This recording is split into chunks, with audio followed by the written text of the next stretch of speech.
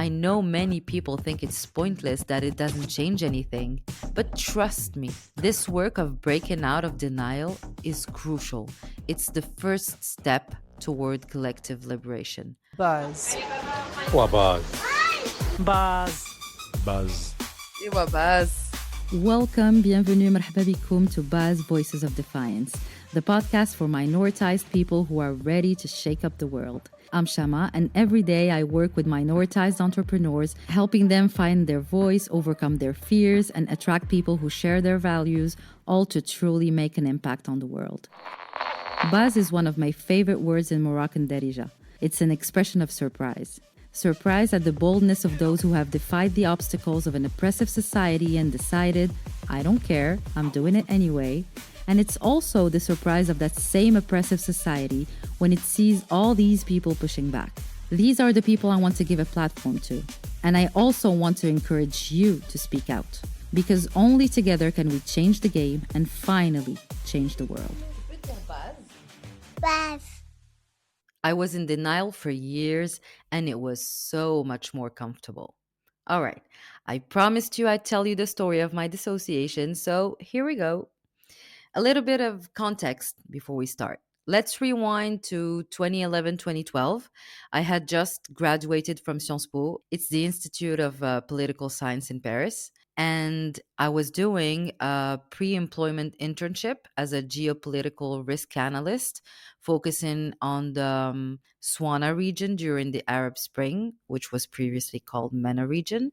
I was passionate about it, but it drained every ounce of my energy. But I loved it. 2 weeks before I was supposed to sign my permanent contract as planned, my boss's boss suddenly changed his mind.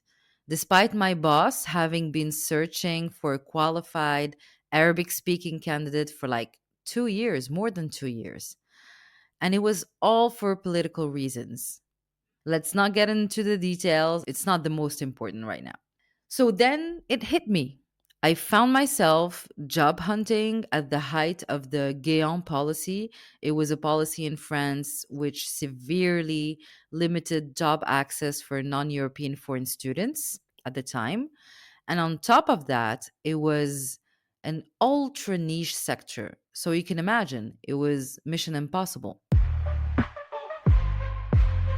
Fast forward 6 months, and I gave in to applying to a consulting firm on a friend's suggestion, since it was like one of the few companies still hiring foreigners. I mean, me, the person who chose passion over reason for my studies, who saw myself saving the world and working in conflict resolution. Well, don't judge me. It was like I was young and I thought I could save the world. Um, I was about to join the corporate world like everyone else. Yep, that's exactly what happened. And while I told myself at that moment, okay, Shama, you just do this for 2 years, take what you can, and then go back to your dream, what I didn't know was that I was embarking on a long path of disconnecting from myself, a path of division, compartmentalization, dissociation, a kind of trauma response to protect myself. Because spending 6 years talking about conflict, war, and international security, it takes a toll, especially when the region you're studying is tied to the country you're from and all the countries that are culturally connected to it. Add to that the collapse of a fantasized life where I was going to save the world. My body took the brunt of it. The only solution, well, it was to detach and cut off the news, cut off politics, cut off from my previous life.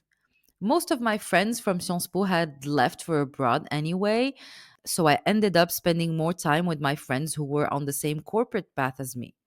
So, how could I fit in? Basically, integration and assimilation, joining the mold of after work drinks, talking about real estate investments, complaining about the boss. That was the daily routine. Talking about politics? No, that was confined to the private sphere, but like very private, only with a select few. I was in denial and it was comfortable. It was exactly what I needed at the time. But at some point, just like when you repress an emotion, it comes back like a boomerang and slaps you very hard in the face. Little by little, I felt the need to talk about politics and societal issues. I started doing it more and more, then went all in, but always in private. Meanwhile, I burnt out, left the consulting firm, and retrained as a hypnotherapist, then as a coach for entrepreneurs. Still without really voicing my convictions in the professional sphere until it all exploded. October 7th, 2023 was a major turning point. You know this, I've spoken about it before. It was the moment when the divide between my values and my business could no longer exist. The two had been gravitating toward each other like a massive magnet for years, and October 7th was the moment it became clear. Continuing like this was untenable. How could I return to my professional account to talk about business as if nothing was happening while a genocide was unfolding in HD before my eyes every fucking day? It seemed impossible, unmanageable, inconceivable. Denial had been comfortable until it wasn't anymore. Until my deepest values rose to the surface, screaming at me to listen.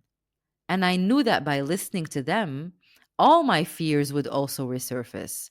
What if I lost people by speaking out? What if they didn't understand me? What if they lashed out at me? What if they said, once again, that I was doing too much, being too much? What if I made a mistake and said something that wasn't okay? But who fucking cares? Like, people were dying and I could no longer stay silent. People were losing their jobs for speaking out, and I was going to stay shy? Hell no. So I grabbed my phone, placed it on the ring light, sat down in my chair, and started talking. It all came out so naturally, so fluidly. It was time to do business differently. It was time for the freedom entrepreneurship offers to serve a purpose greater than ourselves. I had no idea where it would lead, but the message was clear, precise, and burning inside me. It had to come out. The feedback was incredible, but it was only the beginning of a long journey of reflection, restructuring, and above all, questioning the denial I'd lived in for over a decade. This work is uncomfortable, filled with fears and insecurities, and I know it can be discouraging. Because, yes, being in denial of yourself and of the world is more comfortable. And it's also a fucking privilege. Let's call it what it is. And sometimes, I admit, I envy those who don't care about anything and just go on living their lives as if none of the horror exists. But then I come back to reality and remind myself that this work, it's absolutely necessary. And let's be clear, it's the least I can do from my position.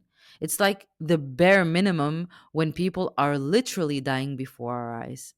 I know many people think it's pointless, that it doesn't change anything, and many feel disheartened. But trust me, this work of breaking out of denial is crucial. It's the first step toward collective liberation. Because let's never forget, no one is free until everyone is free. Thank you for listening to this episode of Buzz Voices of Defiance.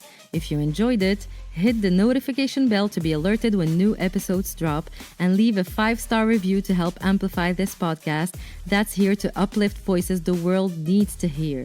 All right, see you in 2 Tuesdays for another episode to help you turn your business, your project, your art into a tool of resistance, making sure the system looks at you and says, Buzz. Buzz.